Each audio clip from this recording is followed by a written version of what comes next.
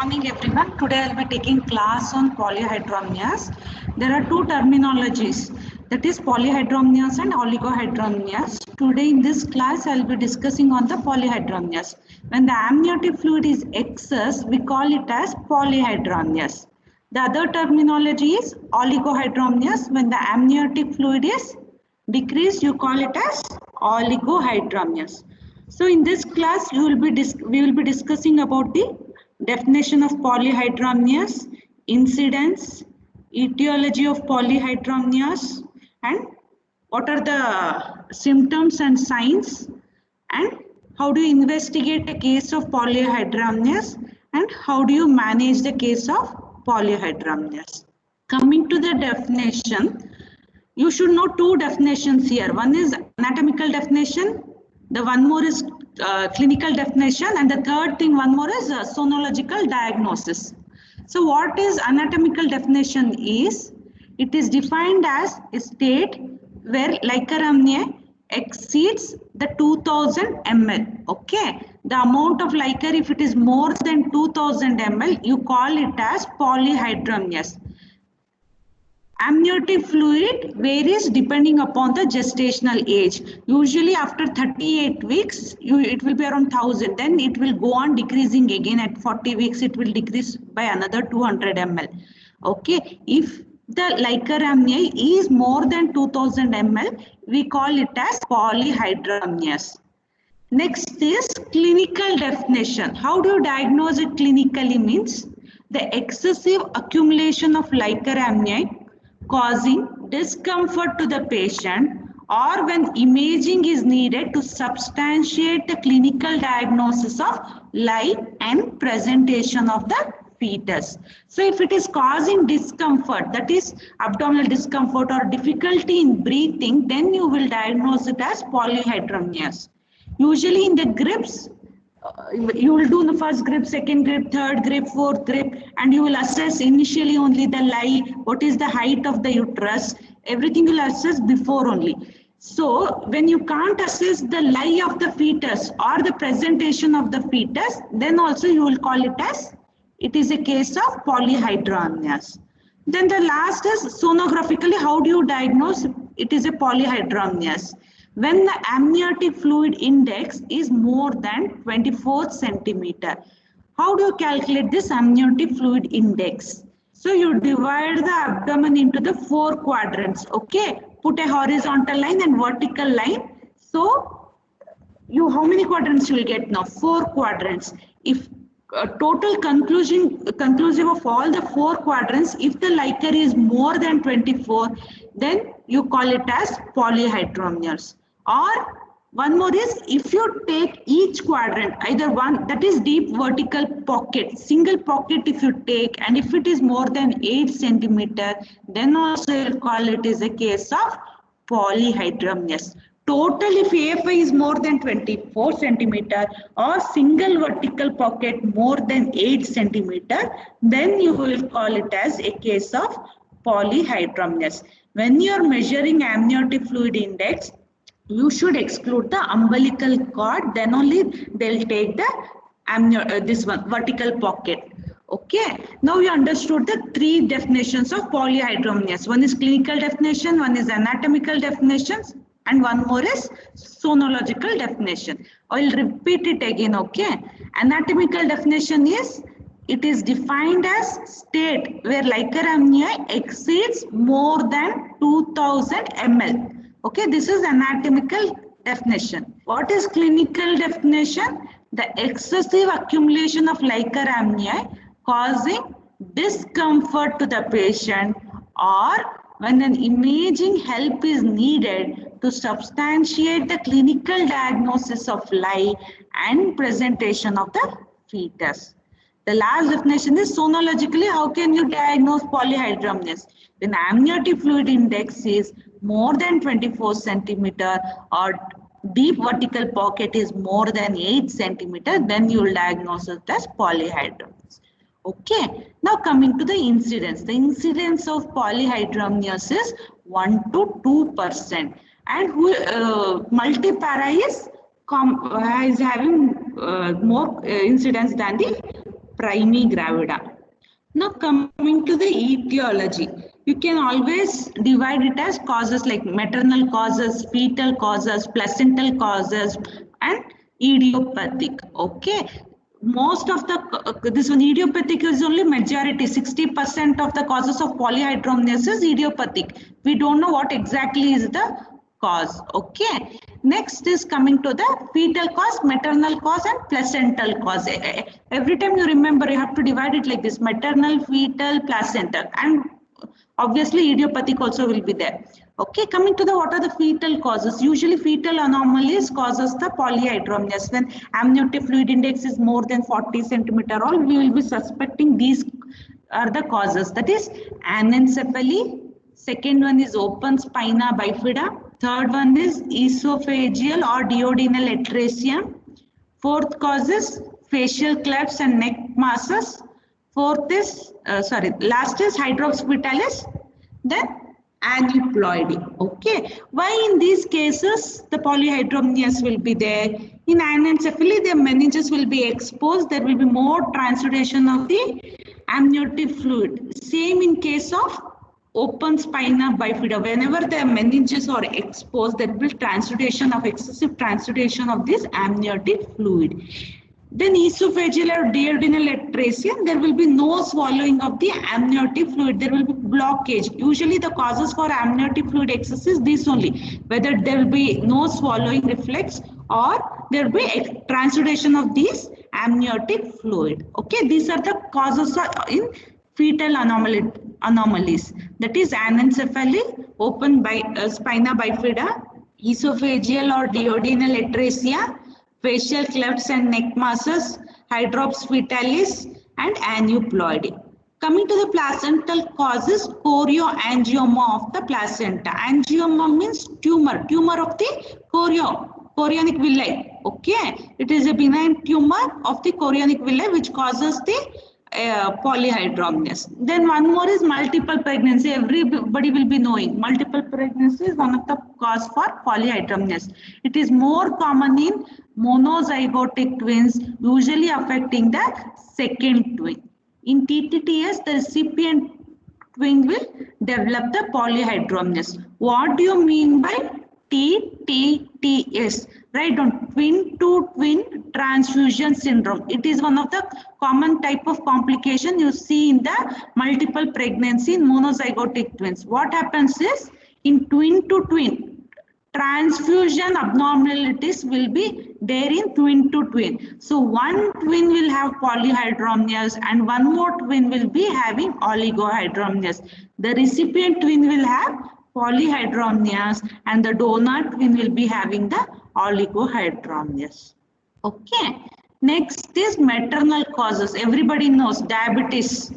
Okay, diabetes is one of the common cause for polyhydramnias. Why means irritation of the villi. Okay, in diabetes there will be high blood sugar, maternal blood sugar, which will irritate and cause the excess amount of liquor. Any cardiac or renal causes in the mother.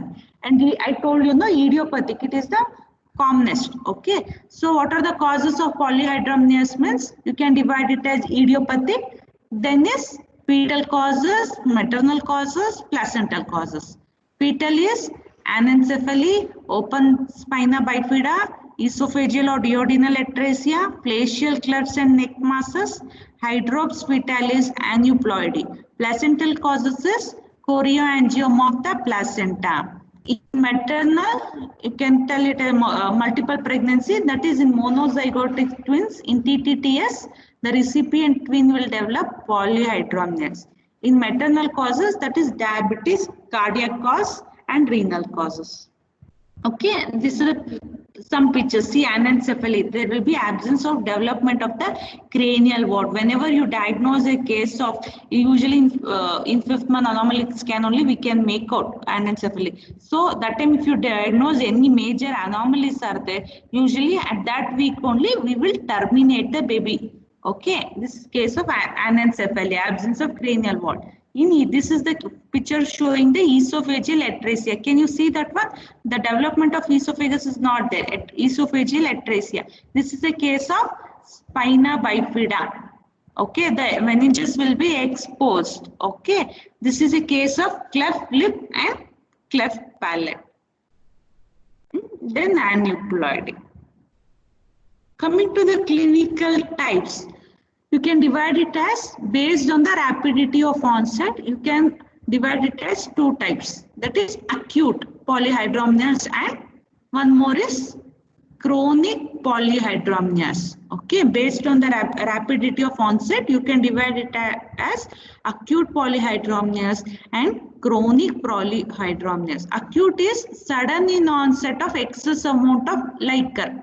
Chronic means slowly the increase in amount of the liquor. Okay, one is acute polyhydramnias, the other is chronic polyhydramnias. So based on AFI also we divide polyhydramnias, whether the polyhydramnias is just mild, moderate and severe. When do you call it as mild? This is all sonologically. Okay, clinically we can't make out this one.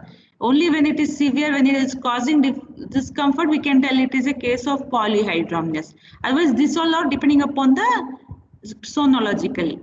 When you tell it as mild, when the AFI is around 8 to 11 centimeter, you call it as mild. When do you call it as moderate? When the AFI is between 12 to 15 centimeter. When do you call it as severe? More than 15 centimeter. Okay, and there are three types based on the AFI, that is mild, moderate and severe. Mild is between AFI between 8 to 11 centimeter.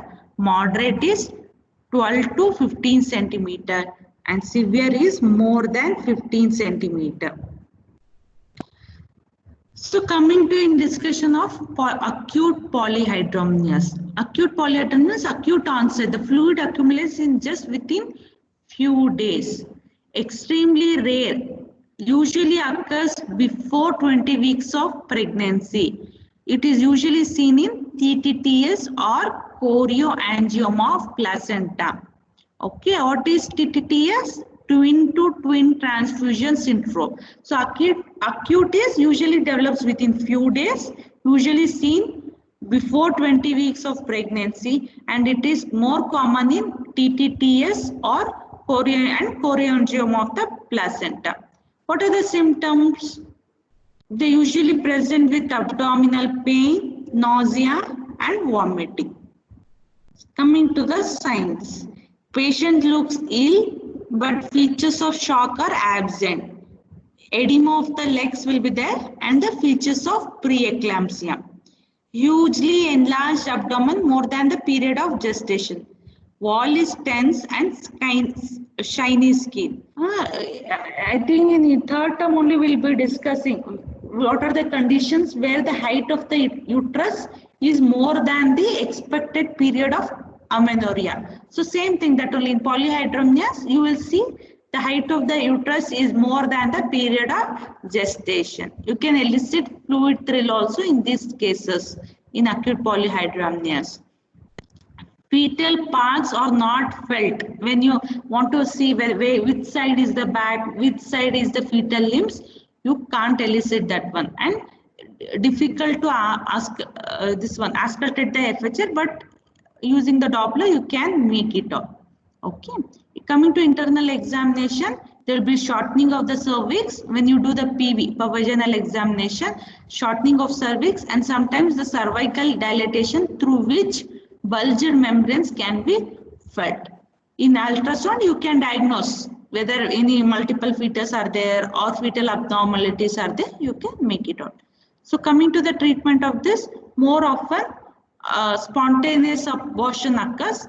In severe cases, that is in TTTS, repetitive amniotic reduction or laser ablation. So to save the one twin, we do repeatedly serial amniotic reduction. Whenever the patient tells I am having discomfort, then we will be doing the amnio reduction.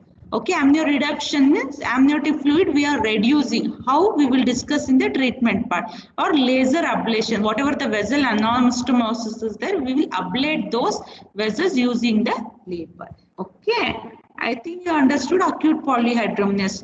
How usually at what weeks they present? What are the causes of acute polyhydramnias?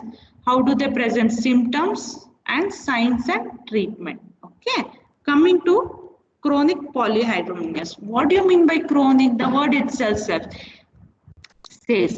gradual accumulation of the liquor occurs, and hence it is more inconvenient in this, and hence inconvenience is not seen in these type of patients because there is a gradual accumulation.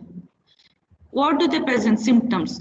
Respiratory, there may be dyspnea. Sitting position decreases the breathing difficulty. Okay. Palpitation, again same, palpitation will be there, pedal edema, varicosities of the leg or vulva and hemorrhoids will be there.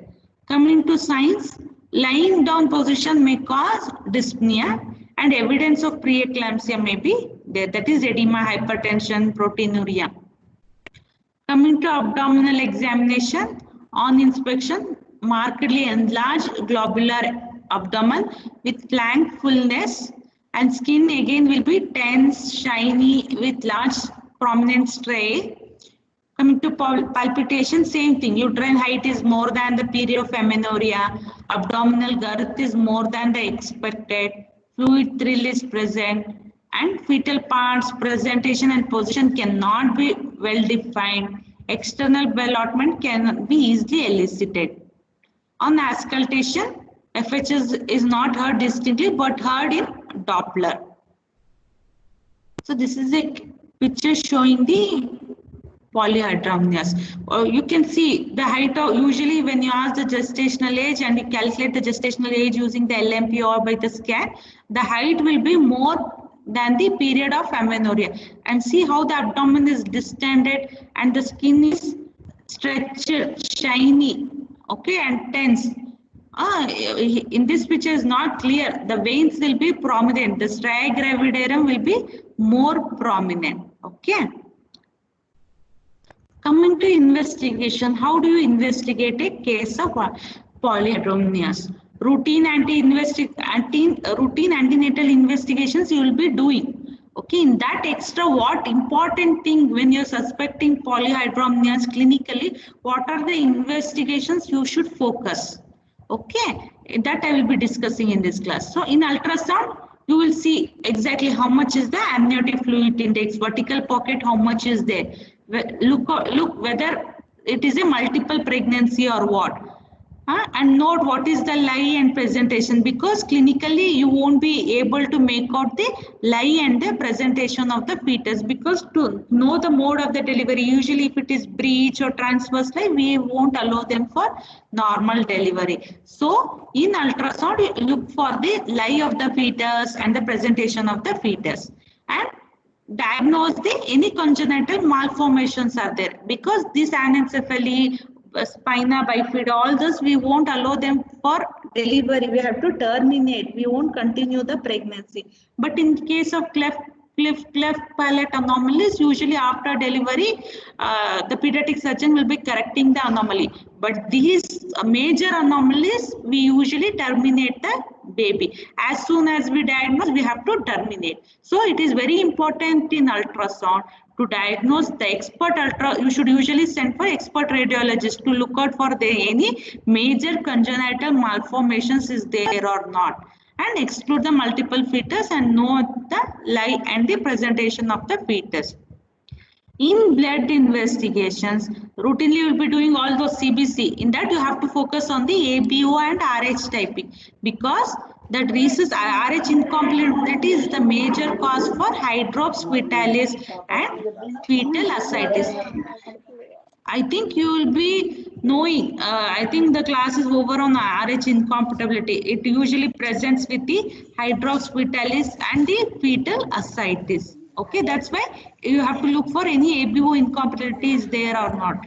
And you, after delivery, if ABO is incompatibility, then you have to give the anti-D injection to prevent this one.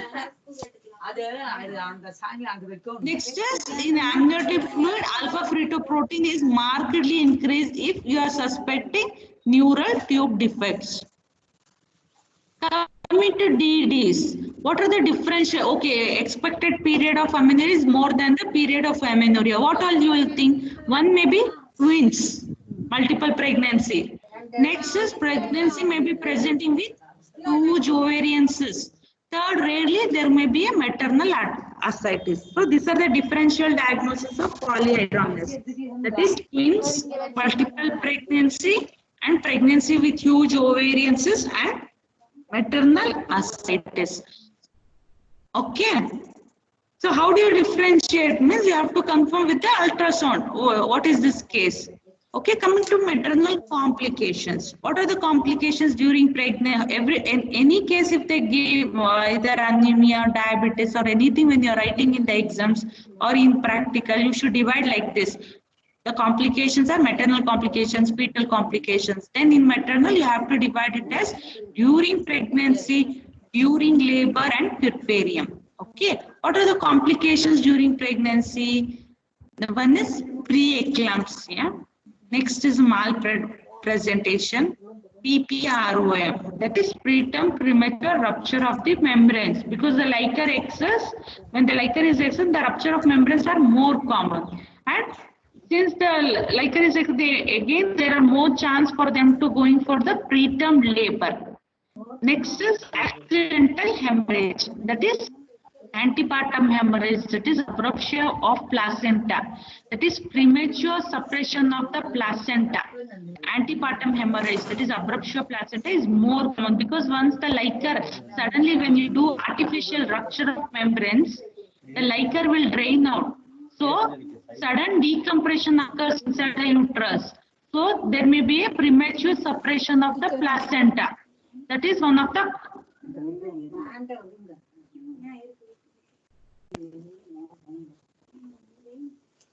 okay. So these are the complications during the pregnancy. That is, during pregnancy it is preeclampsia, malpresentation, PPROM, preterm labor, accidental hemorrhage. Next is during labor, that is early rupture of the membranes, cord prolapse. When membranes rupture, what happens? The lie is not fixed. So the cord may come out suddenly, that is cord prolapse. Uterine inertia and increased operative delivery, retained placenta. Since the uterus is expanded more, there are more chances of PPH and patient may go for shock.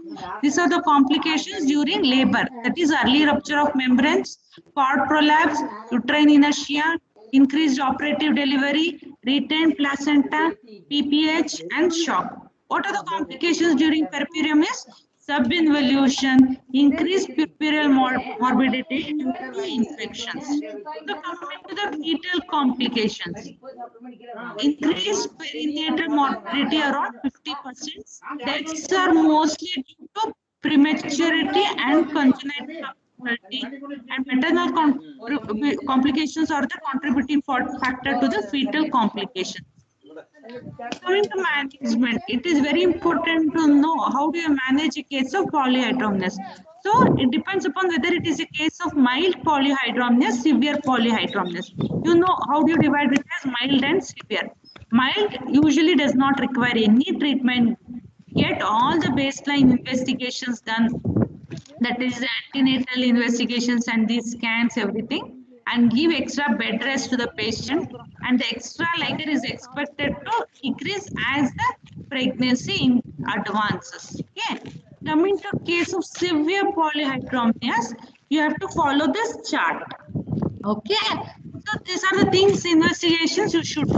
That is first one is look out whether she is a diabetic or not. You do FBS, PPBS, OGTT, HbA1c, of infections and red cell antibodies. Look for any ABO incompatibility, and you have to do a ultrasound to look out for the any fetal anomalies and genetic syndromes. So next, how do you evaluate? If you know it is coming to the left side, whether you have to see whether after doing the ultrasound whether any fetal anomalies are there or there are no fetal anomalies. So first you think there are no fetal anomalies. How do you go ahead? So you see, to continue the pregnancy and manage any complications is there and deliver at term. But during delivery, look for any immediate and exclude any malformations after the delivery through by proper neonatal examination. Now a second column. There are no fetal anomalies. Patient is having distress, that too persistent distress. You have to see that at the gestational age, whether she is less than 37 weeks or more than 37 weeks. If less than 37 weeks, you have to allow her for the lung maturity. So what you will do is amniotic fluid reduction.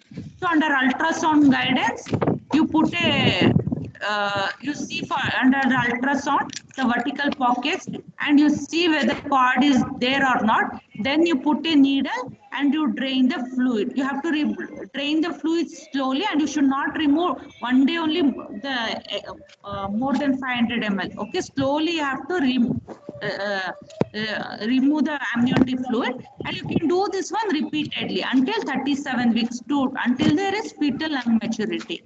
But distress is there, maternal distress and pregnancy is more than 38 weeks means you do a amniotic reduction and you stabilize you put her on the oxytocin drip and do artificial rupture of membranes and deliver.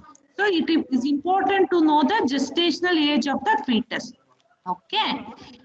Next, the last column is if doing on the ultrasound or anything, if you come to know the fetal anomalies are there, so you have to terminate the pregnancy. By rightening the cervix using the cerviprime, you will deliver the fetus. The main thing in polyhydramnias, you should know whether any fetal anomalies is there or there are no fetal anomalies. So first slide only I told you. So if fetal anomalies are there, have to terminate the fetus because there is no use carrying such fetus till the end of the pregnancy. If there are no fetal anomalies, you should manage the case.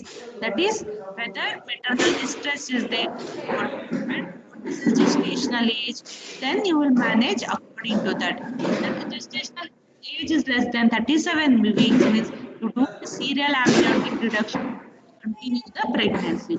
In case the pregnancy is more than 38 weeks, you can amniotic fluid reduction you can do and you can put her on oxytocin drip and you do an artificial rupture of membranes and deliver. You can ask what is the route of delivery in polyhydramnios if she's already crossed 38 weeks and this is case maybe a primary or multi you can take. It is not as per such an indication, not per se indication for cesarean.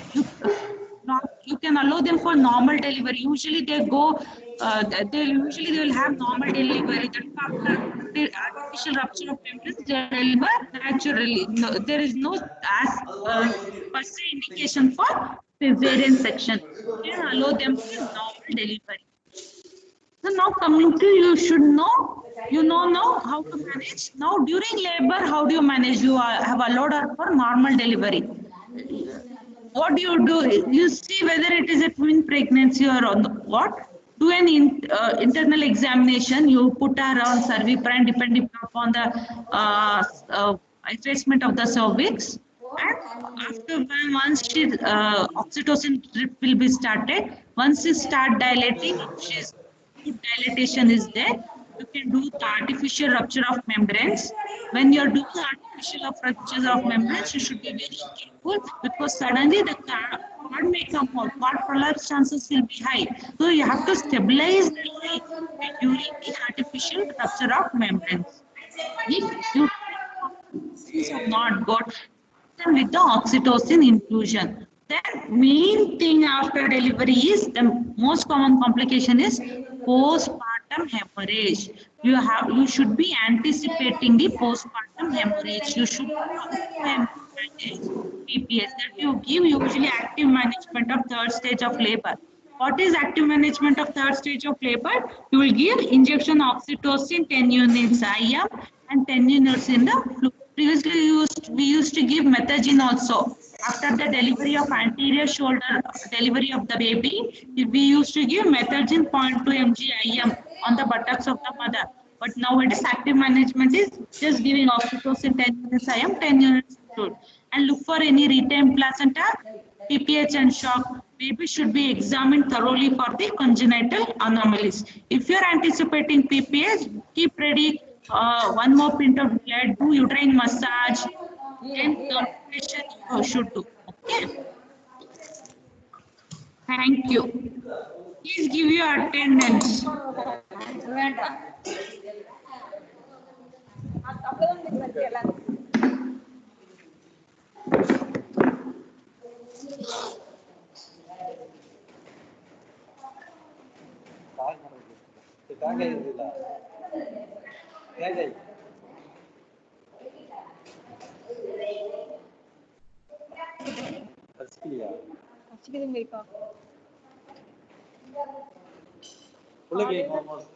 Navadaniya soup kudichunga. Navadaniya soup. அப்புறம்னா அப்ப ஃபுல்லிங்கா இருக்குதுங்கப்பா. இப்போ வந்து இன்னும் ஒண்ணு ஒரு இலை இருக்குது. ஓ சக்கரை போடல. ஒரு இலை அங்க இருக்குது. செக்தனே.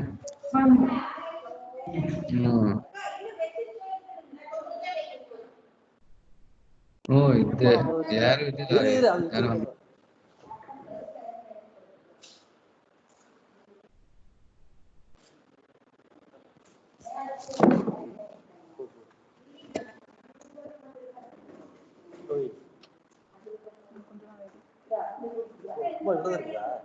இன்னொரு பாக்ஸ் இருக்கு. போதும் போதும் அப்புறம். ஆர்டர் பண்ணு. 8 சார் 1 2 3 4 5 அங்க 3